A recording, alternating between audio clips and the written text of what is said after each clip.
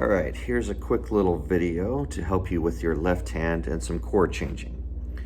Today I'm going to use the example of the simple G, G7, and the C chords where I've removed some of the fingers because usually this is the first experience that kids have or students have playing guitar chords with me as I teach them a simple G. So I've removed these extra fingers for the G. I've removed these extra fingers for the G7, and I've just removed the third finger. Some people teach this C. I think kids can still do this one, but sometimes that third finger. So I start with these simple chords, and I have a video here to show you how to play those simple chords if you want to refer to that first.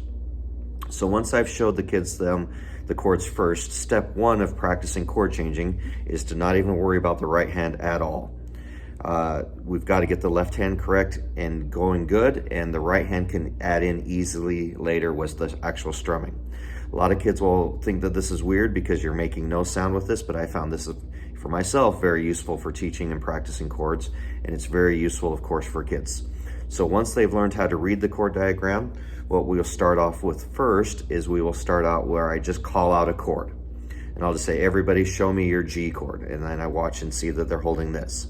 And especially with the G chord, I'm making sure it's the third finger, not the first finger, because we're going to add these later. I tell them we'll add fingers, so we want that.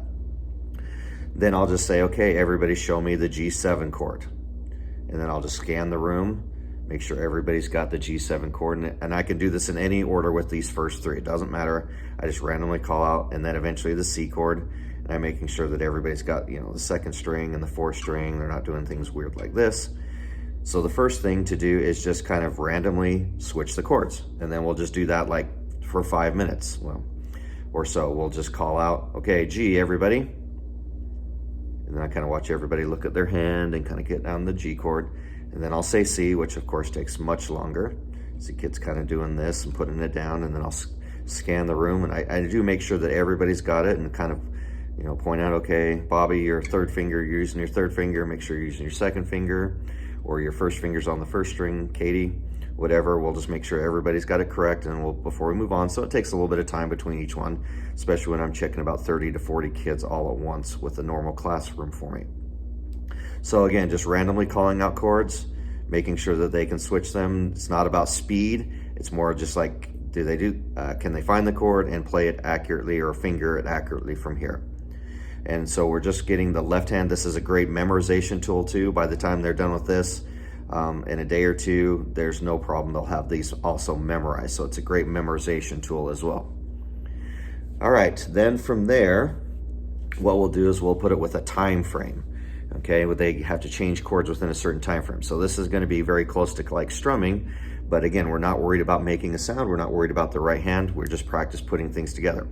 So on the board or the overhead, or I might just say we're going to do these three chords in order. It doesn't matter. Or I'll write a bunch of these three in a random order, and then I'll say, okay, for every chord we play that you see, I'm going to count to, I usually start with 8. 8 is a good number because it gives kids plenty of time. So I'll say, okay, the first chord is G. We're going to go 8 times. Ready, begin. 1, 2, 3, 4, 5, 6, 7, 8. Then switch to the next one, G7 in this case. 2, 3, 4, 5, 6, 7, 8. Then C. 2, 3, 4, 5, 6, 7, 8. So we can go through those three, and I might put, those 3 chords, but I might do, 6 versions of them and go through a whole bunch there. But the idea is teaching them that they have a time frame to work with, very similar if they were strumming. So in a sense, with 8 counts, I'm giving them 2 measures for every chord. The thing I stress with that is with this counting is we don't change to the chord and then start our 8 counts. For example, we go 6, 7, 8. Okay, let me get that chord.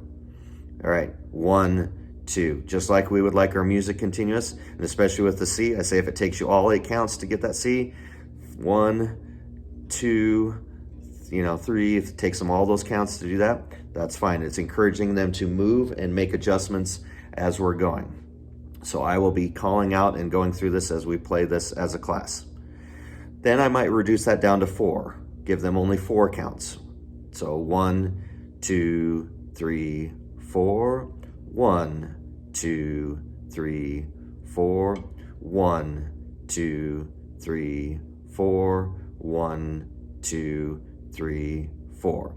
So I might use the same progression and just have them do it 4 times. Then the last and final step that we'll do is we'll look at a song in their book, and we'll just look at the chords in there. So we'll look at a song and I'll say, okay, you've got 2 measures of G. So we'll go through a song now with we'll follow the chord progression in the actual song. But again, notice we're not doing any right hand stuff. And kids, again, will find this very weird at first, but it helps them focus 100% on that left hand. Then once we get into being comfortable with the left hand, then we can go back and insert the strumming from there. So hope this will help you and your students with the chord changing and help them get better.